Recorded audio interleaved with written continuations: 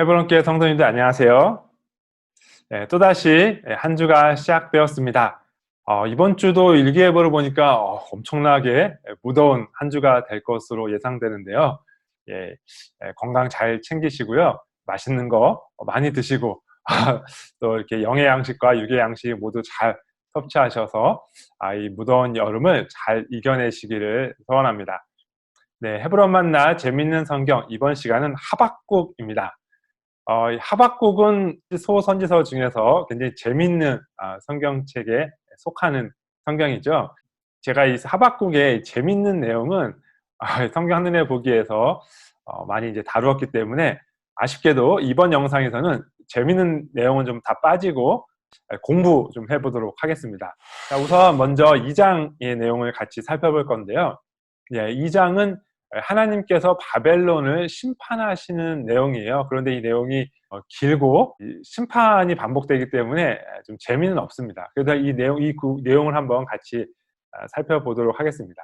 이 2장에는 5번에 걸쳐서 하나님께서 화 있을진저 라고 하시며 바벨론의 죄를 지적하시고 그리고 그 죄로 인한 심판을 말씀하세요. 네, 첫 번째 화 있을진저는 2장 6절에 있습니다. 곧 이르기를 화 있을진저 자기 소유 아닌 것을 모르는 자여 언제까지 이르겠느냐, 이렇게 말씀하고 있는 부분인데요. 이 바벨론의 욕심, 약탈, 폭력을 심판하시고 있습니다. 8절에 보세요. 내가 여러 나라를 노력하였으므로 그 모든 민족의 남은 자가 너를 노력하리니, 이렇게 말씀하고 있습니다. 그러니까 바벨론이 행한 대로 그대로 되돌려 받을 것이다 라는 말씀이죠.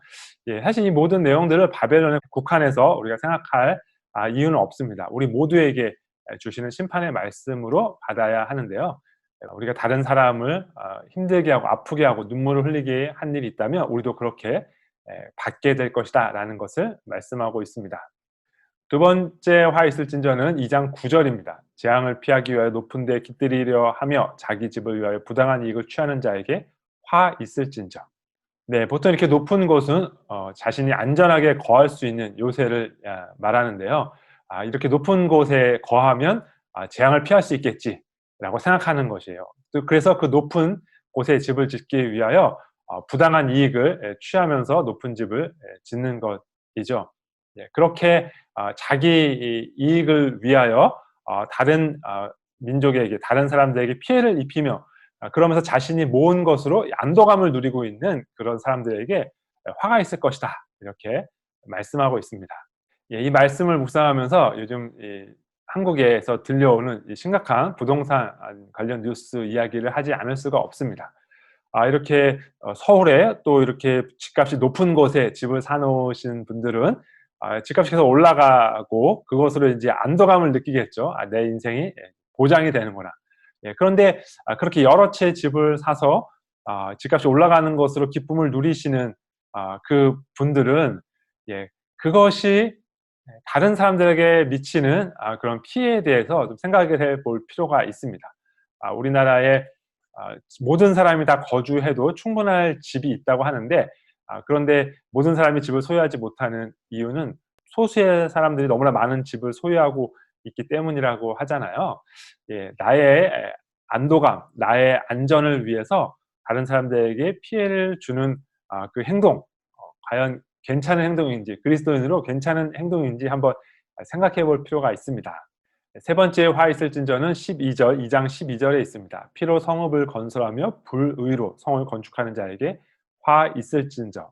네, 자신의 성읍을 건설하기 위하여 다른 사람들의 노동력을 착취하고 값싸게 이용하고 대가를 제대로 주지 않고 그렇게 하는 자들에게 화가 있을 것이다 라는 것입니다. 이 심판을 보니까 불탈 것으로 수고하는 것, 헛된 일로 피곤하게 되는 것, 이렇게 말씀하고 있습니다.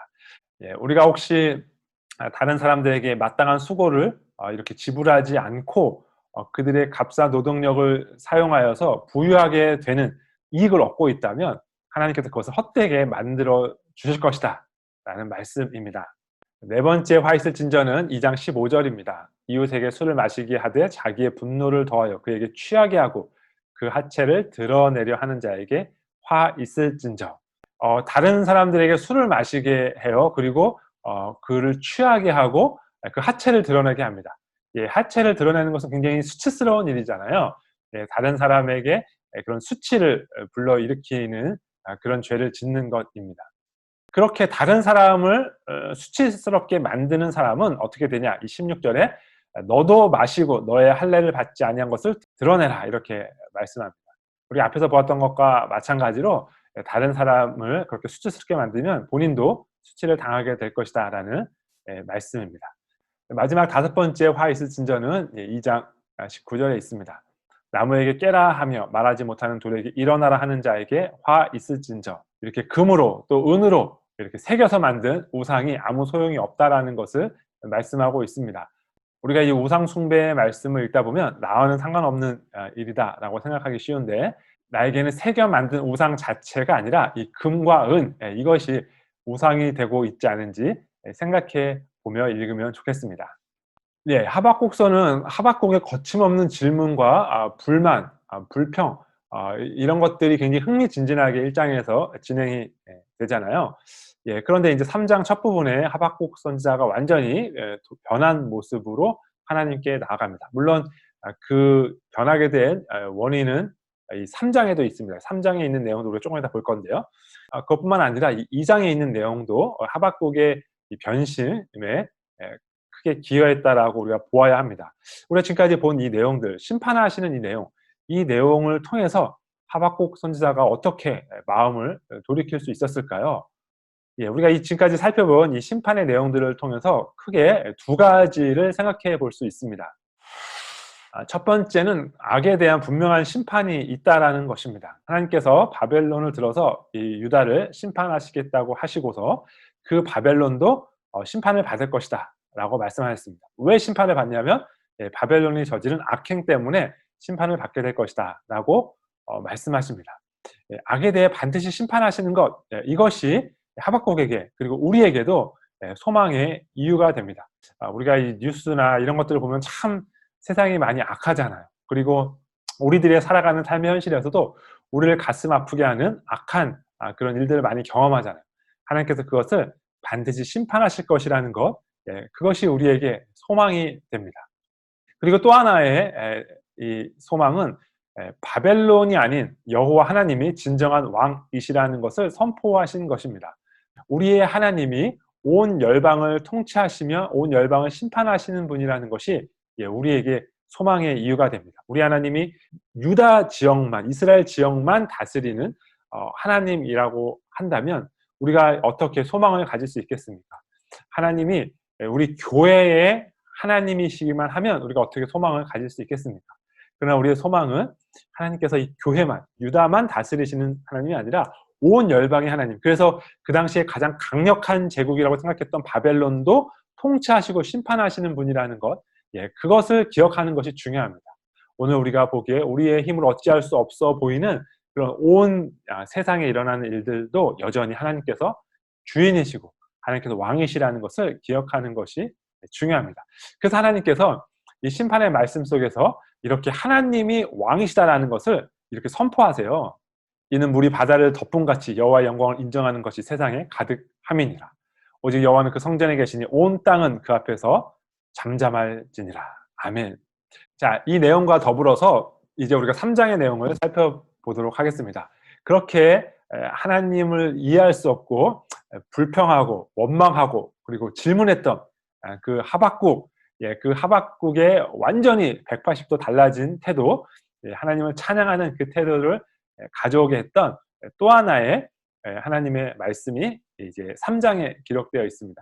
3장에서 이 하박국이 보게 된 그 내용은 크게 두 부분으로 나눌 수 있습니다.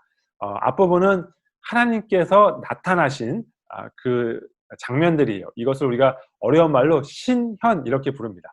하나님의 나타나심, 하나님의 신현의 장면을 앞부분에서 기록하고 있고, 뒷부분도 물론 하나님의 신현 장면입니다만 특별히 용사로 싸우시는 분으로 등장하는 장면이에요. 그 내용들을 한번 같이 살펴보겠습니다.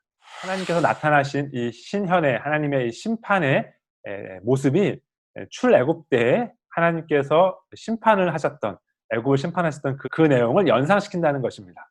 3장 5절 역병이 그 앞에서 행하며 불덩이가 그의 발 밑에서 나오는도다. 네. 그런데 이 장면, 하나님께서 심판하시는 이 장면을 볼 때 하박국의 머릿속에는, 그리고 우리의 머릿속에는 자연스럽게 이집트를 심판하셨던 그 하나님의 심판이 떠오릅니다.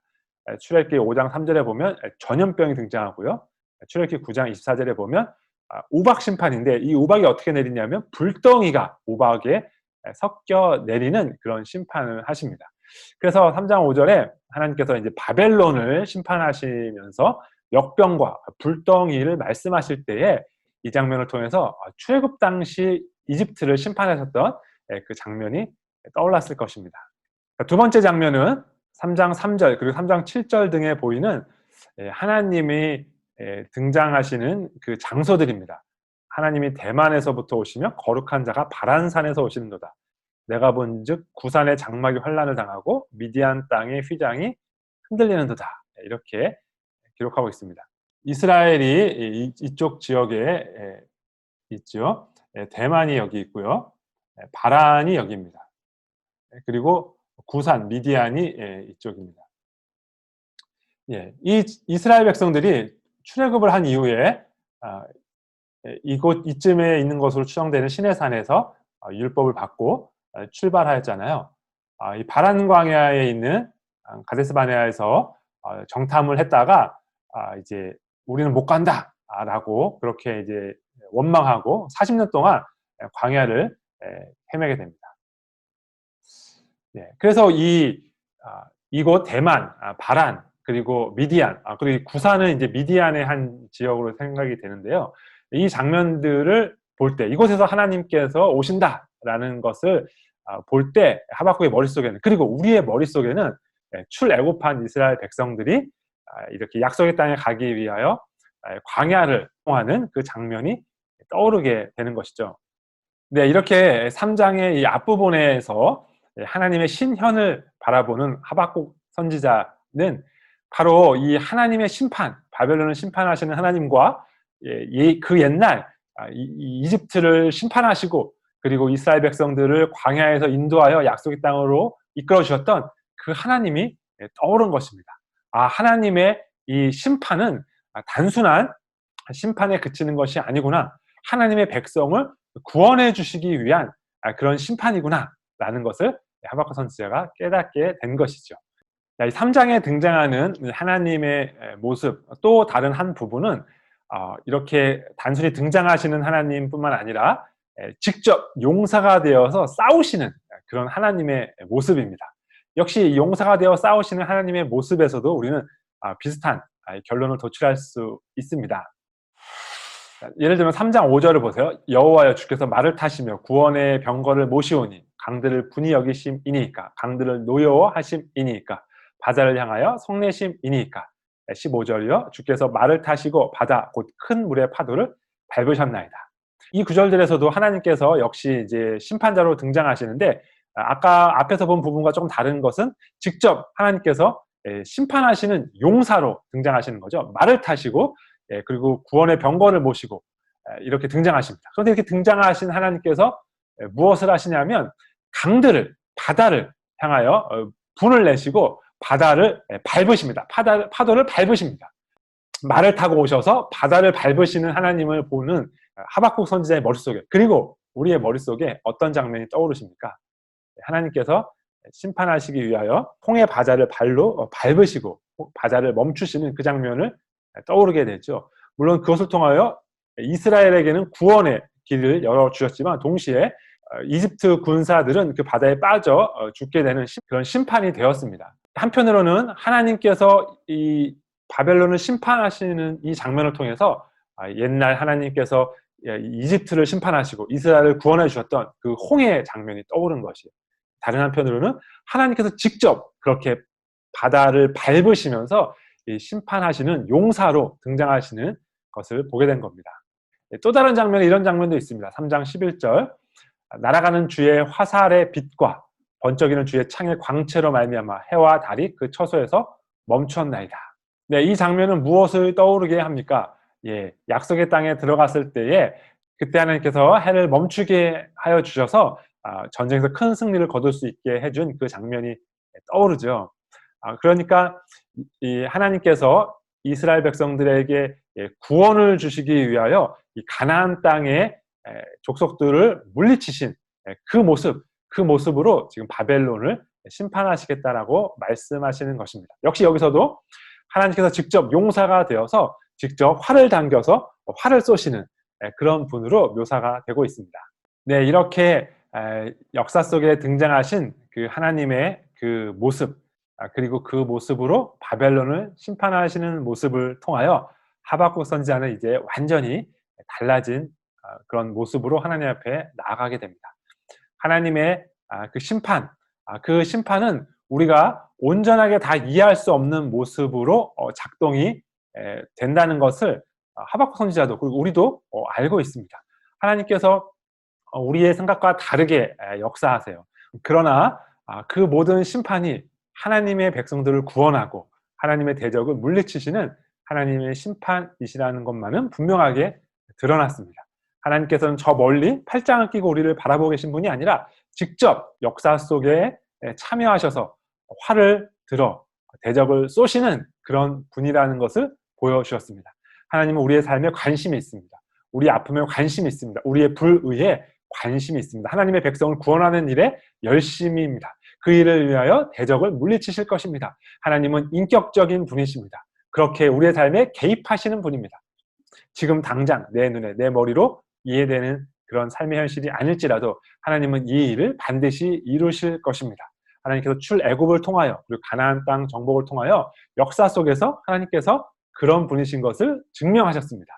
우리에게도 그 일이 반드시 진행되어져 가고 있는 중입니다. 지금 우리 눈에는 보이지 않을지라도 말이죠.